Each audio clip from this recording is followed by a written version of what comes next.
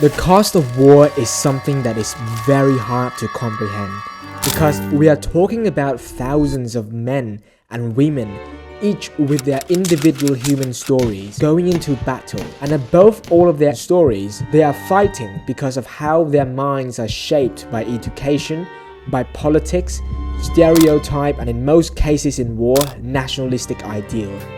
From the next academic year, schools across Thailand will teach history as a main subject to instill the youth with pride in their own country and to preserve Thai heritage. This has sparked questions as to whether the government move has a hidden agenda.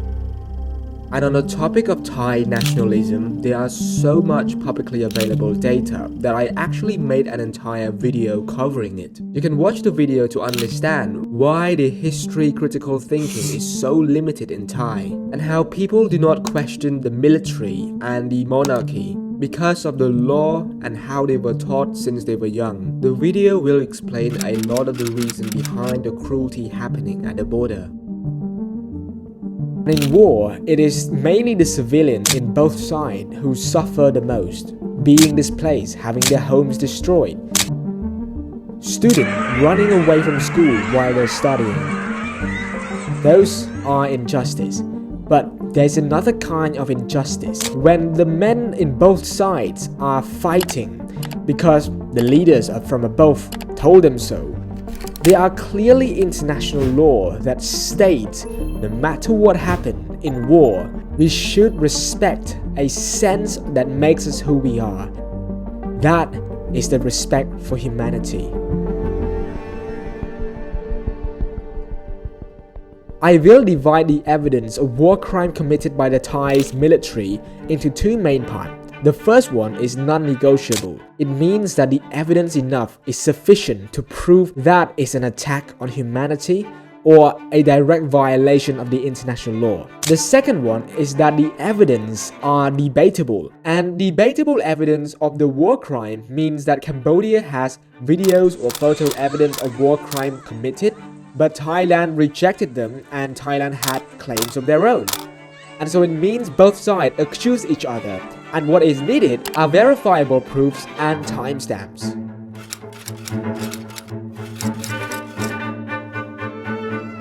For this first category, a lot of the images are quite graphic, and I will do my best to show what is allowed on YouTube, but we are talking about disrespecting the dead, racing to kill, burning items from dead soldiers, and humiliating the dead, and giving the lowest of low amount of dignity, respect to another human even when they are dead. And we are also talking about pillaging, looting, stealing things from civilian houses, going into their houses, stealing things. Those are violation of international law. And hold your horses, whenever I make this kind of video, people told me to talk about Cambodia. You can go and check Cambodia and Thailand war. You can look at the data. Thailand has a population of over 70 million people, yet only 0.35% of its population was displaced, whereas Cambodia, 6 times percentage-wise more than Thailand, were the people displaced. You can then go and check the data on the damages. Cambodia was trying to protect its territory, so during the war, it mostly bombed only around the border. Thailand, on the other hand, they were bombing 80 to 100 kilometers deep in Cambodian territory. And I don't even want to go into the rabbit hole why they started this war, but just look at all of those data and see who is the real victim. So like I said, we have all of these videos. This one that you guys saw earlier shows a group of soldiers holding what appeared to be a Cambodian flag that is ripped out of a shirt, a soldier shirt, and they basically burn it. And there are multiple videos of them burning those insignia or emblems that is on the soldier uniform, and there is a dark context behind that. The context is the Thai soldier were racing to kill another human in the battlefield. I understand, but racing to kill, that is not called going into war because the military commander told them so. That is going into war with pure enjoyment of killing, and that stems from the hatred that a lot of them have toward Cambodia due to what they were taught And it's a serious matter. It's not a small matter. To the world, Cambodia and Thailand may be small, but we are talking about innocent lives affected, the civilians being affected. The soldiers are human too. Why are they racing to kill another human? That is crime against humanity. And I have other videos of them putting uniform with another nation flag on animals. You know, in normal cases, you wouldn't do that. You wouldn't get the uniform of a dead body. It is a war between a nation, but the soldiers are human too. The fact that they are capable of thinking to do such an act means that they have a lot of hatred toward another human living in another nation because of what they were taught. And we are not done yet. We can see videos, which I'm not going to show here, of them dragging dead bodies. You know, I always wonder why these laws exist. International humanitarian law, why they exist. But imagine that you are a son or a brother of that person who go to war. You see your father being dragged, or your brother's name being hailed by the Thai soldier as a trophy because they kill him. That is heartbreaking. And it goes to show why these kind of law exist. It's to protect both sides, to protect who we are, which is human, and it also to prevent people from having deep psychological trauma. And what I show you is not just 1 or 2 or 3 or 4 instances of these things repeated and happening. It is a bunch among many other examples of these kind of acts committed. We can see even their influencers urge their soldiers to freaking rip off the insignia as their trophy. And you know what is the sad thing? They are probably not going to ever get the justice that they deserve. We are talking about Thailand military, where they kill so many Malay Muslims living at the southern border, raping women as well, torturing people, killing them, even women. Until this day, 2025, they have never gotten their justice. We are talking about Thailand, a country where the military, the monarchy deeply connected, where the people, the citizens, when they were born, they went through nationalistic programs. And for those people who do not believe in these nationalism, they cannot speak up. If they speak up, they will go to jail. Thailand has a system where it promotes violence, it promotes the behavior of war drunk. And now in 2025, more of it are being shown. Scholars, reporters are pressing on this issue in Thailand even more. And I hope we can at least get to the bottom of it. So those are what I consider crime against humanity. Those are non-negotiable. It happened, it was recorded. And besides crime against humanity, we can see the Thai soldiers going into civilian house, looting not just small stuff. They actually loot even water guns, they loot food supplies, and most importantly, they loot expensive items. From what I've seen posted by house owner, they looted safe. They looted safe that contained gold and money. They looted cars. They looted freaking motorbikes. Bro, that is theft.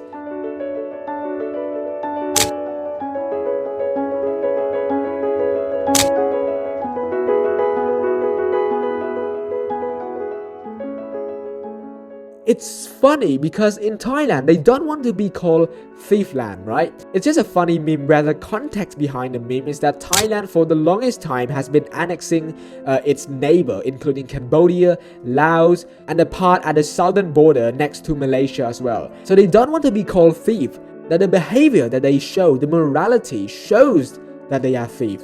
So you be your own judge when you see all of them. And we're not talking about just the soldiers. We can see the sentiment where the soldier posted those videos and actually received so much support from the civilian.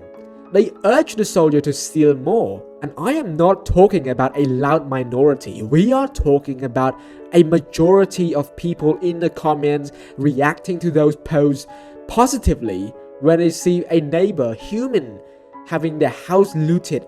And it just goes to show that I don't know what's wrong with Thailand. I always believe that the silence of good people will be the catalyst for destruction in society. And Thailand has some good people, of course, but they are completely silent. We can only see scholars who live overseas and they are basically criticizing what is happening in Thailand. And so all of the things that I shared are non-negotiable evidence.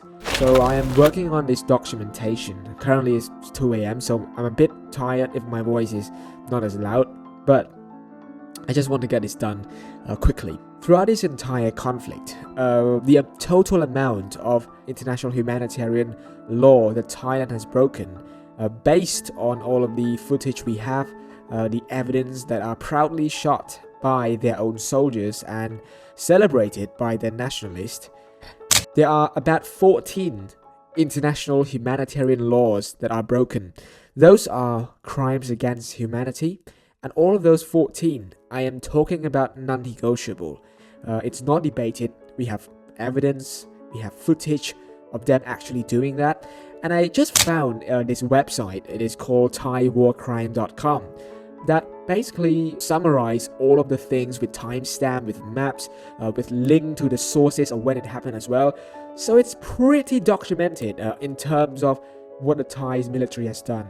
Whether they will get the justice that they deserve or not, that is a question for another day.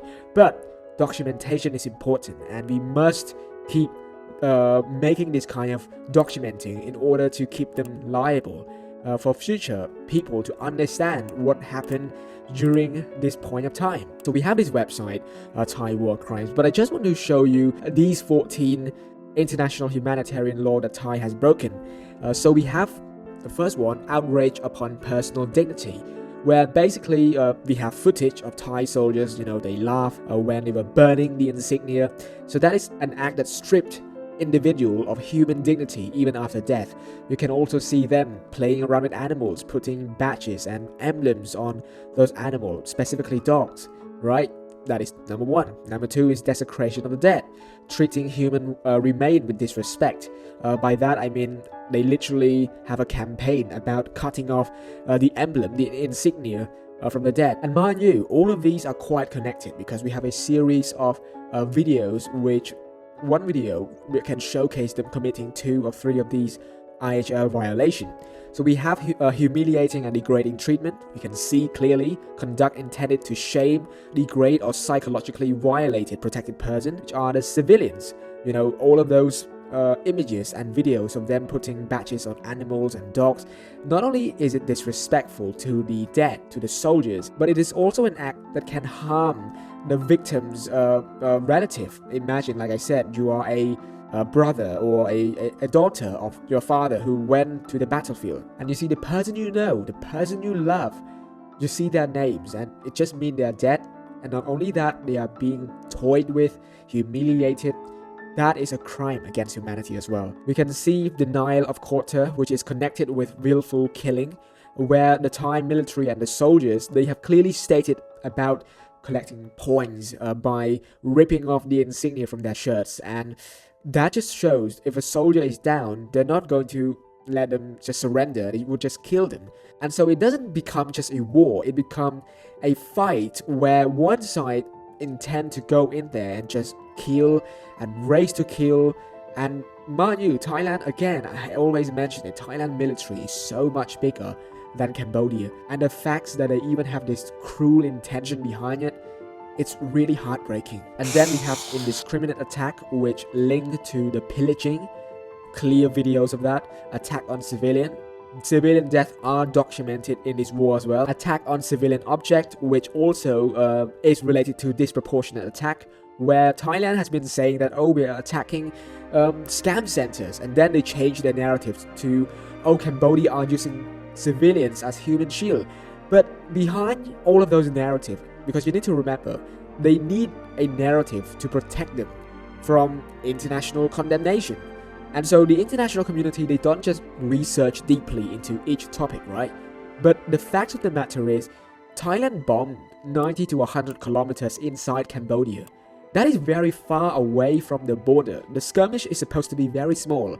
get a bomb so far deep in Cambodia. So how can civilians in those areas prepare themselves to evacuate, right? We are talking about bombing at 2 a.m. or bombing in the morning at 6 a.m. Suddenly, 100 kilometers, you're living very safely, and bomb just dropped next to your house. That again is international law violation. We can see videos of that, and now it's being documented on a website as well. You can go check it out. Yeah, it's really sad. And the bombing deep inside Cambodia is also an international law violation, which is related to unlawful use of force against sovereign territory. And it's not just that, even the fact that a lot of them recorded videos dragging dead bodies, that is also an international humanitarian law violation of act intended to spread terror among civilians. So in total, we have 14 crimes against humanity committed.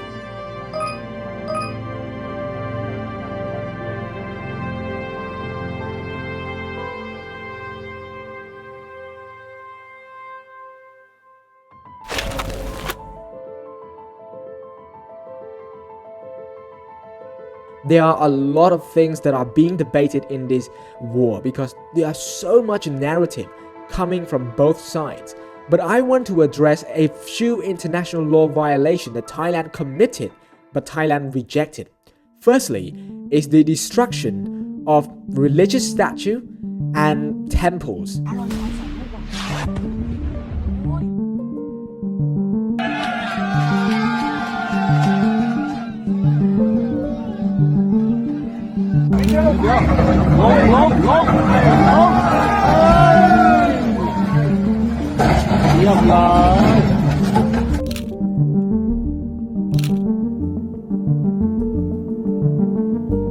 Guys, we are talking about 1,000-year-old temple that survived through World War I, survived through World War II, survived through so many other wars in the past. But then it got destroyed by American and Swedish fighter jets. If you have not followed the news by now, the Thai's military always make claim, but they never provided proof, evidence, or anything that is verifiable. The same goes for this time. Thailand excuse when they bombed both of those temples is that Cambodia used them as a military base. Military base, nothing, no proof, they just bombed those areas. And we can see when the soldiers actually went and visited the site, there was no tank, there was no bombs or ammunition being stored at the temples.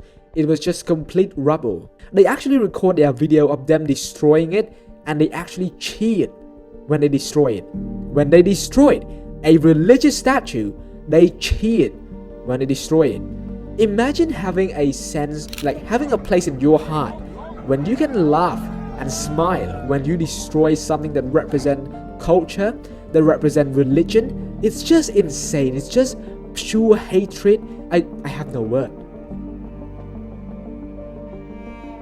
So when they destroyed this religious statue in Cambodian territory, the Thai military at first, they said, oh, it is actually within our territory. But Cambodia encroached on that area, so we destroyed the statue.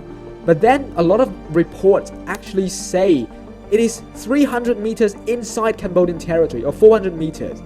And then they backtrack and they said, oh, the statue being destroyed is not an equivalent to the pain our soldier faced. Like, absolute BS. It's just political answer. If they actually condemn what their soldiers have done, I would actually respect it more. But the fact they produce this kind of B-Tech BS, bro, it's just so... It really pains us a lot as a human, because what we just want is acknowledgement on what happened. But we didn't even receive that. When our culture, our temples were destroyed, but nothing, not even a single acknowledgement was given to the people. And to sum up the first claim, both sides have their stories. We can see the damages. Thailand only have narrative, which they have never been able to verify or provided proof. So you, the viewer, be the judge on what narrative is more believable at this point. Second thing that I want to talk about is Thailand talking about bombing scam centers. And guys, I want you to understand just how cheap and dirty and evil the tactic is. Because Thailand positioned itself as somewhat of a scam center hero. And as a result, actual scam victims were happy with what Thailand is doing, while at the same time wishing destruction on Cambodia. However, a lot of people are not aware that scam is a transnational problem, and Thailand is also one of the epicenter of scams, where the New York Times reported that the Thai's deputy finance minister resigned over allegation of links to scam networks. He wasn't punished, he just resigned. And again, scams, human trafficking, they are also happening in Thailand. And in most cases, just like in Cambodia, it rarely involved the actual Thai or Cambodian. It mostly involved Chinese illegal immigrants. But instead of trying to solve this transnational problem, Thailand uses a transnational crime as a means for war. Guys, these pictures, school children running, businesses building like transportation business, are these freaking casino and scam centers? No, they're not. They're not scam centers, but they are using those as an excuse to bomb Cambodia. And you know what's funny? They kept repeating the excuse. Then come the ASEAN meeting. Not a single word of scam center was uttered inside that meeting. You want to know why? Because everybody knows scam and crime is not an excuse for war. Again, the reason behind Thailand starting this war, the truth is in the pudding. Many reports, many news sites are already talking about it. The only people who don't admit to such facts are the people, the nationalists living in Thais. And it's just exhausting, having to make this kind of video to document all of these events happening, so that in the future, when similar things happen again, we can show patterns of what happened during this conflict. And so the second claim is pretty self-explanatory. The footage and the claim doesn't match. Thailand said they were bombing scam center. You can see videos of school children running, bombing next to schools a few kilometers away from school, bombings deep into Cambodian territory 90 or 100 kilometers away from the border, far away from the border. And where the heck are the scam centers there, right? And bombing businesses building. All of the evidence Cambodia have been saving up, and Cambodia have been time stamping. And on the other hand, Thailand narrative does not hold any weight. The only thing that is keeping Thailand narrative alive is the fact that they have a population of 70 million people, and all of their voices on social media, all of those nationalists are very loud, and at some point it almost casts a shadow on Cambodians' voice. But that is why this kind of video is important, to document all of the war crime committed, to point out the narrative misalignment between what is actually happening and what is actually being reported. And before we end the video, here are a few bonus.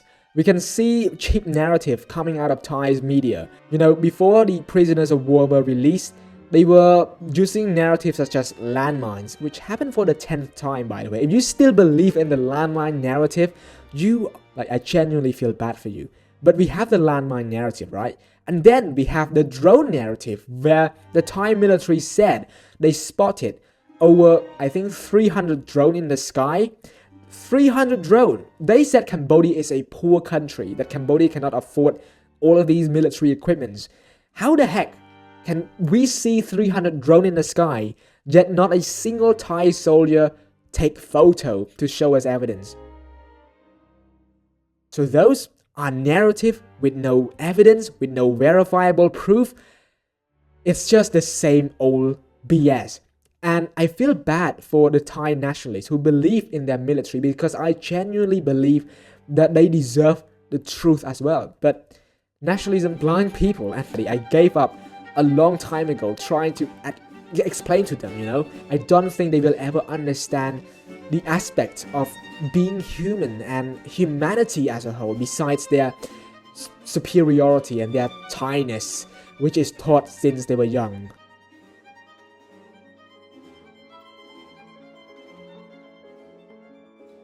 So now we have reached the end of our video, and I will start by saying what I always said in other videos in the past, and that is the messaging is not directed to the general Thai people. It's not to oversimplify the Thai population.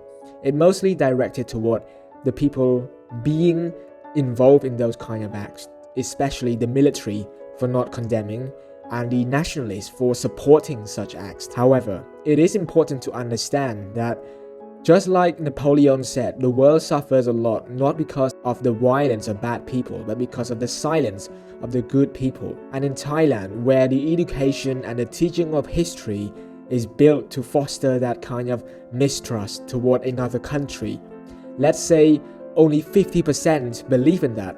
That is like 30, nearly 40 million people believing that Cambodia cannot be trusted. And we can continue doing the math. Let's say the other 50% do not believe in those kind of nationalistic ideals. But let's say among those 50%, only 20% are active to voice their concerns. And let's say there are laws where you cannot speak against those history or else you go to jail. And then we will shorten the percentage even further. So it becomes a case where, yes, we have good people in Thailand, but they can't speak up or they don't bother to speak up because the injustice is not affecting them. Thailand obviously has the bigger military and fighter jets. So Cambodia is obviously not going to invade Thailand, whereas Thailand, on the other hand, has been bombing or has bombed 100 kilometers within Cambodia. So those people, they wouldn't care too much about their safety. And that is the problem we are having. As a human, not even as a Cambodian, as a normal person, I am genuinely concerned for the safety of my own nation, obviously, but also for the safety of what it means to be a person, a human. Because if Thailand can just bomb and get away with it, imagine other country with bigger military. They can just come in, invade, and get out without any repercussion. So I don't want to ramble on too much in the conclusion of the video, but I hope you can understand my frustration. I don't know what to do besides making this kind of video to document the process. Based on all I have shown you, the evidence, hard evidence of videos and photo, as well as narrative debunking on the Thai side, I hope you can understand the frustration. I hope you can understand what is happening between Cambodia and Thailand. And I genuinely hope that there are some sort of positive reform where people between Cambodia and Thailand can trust each other again, not just as neighbor, but as human to human, where we are not divided by nationalism. And in the case for Thailand, history, where again, history in Thailand is so much different in how books, international books would describe history in Southeast Asia.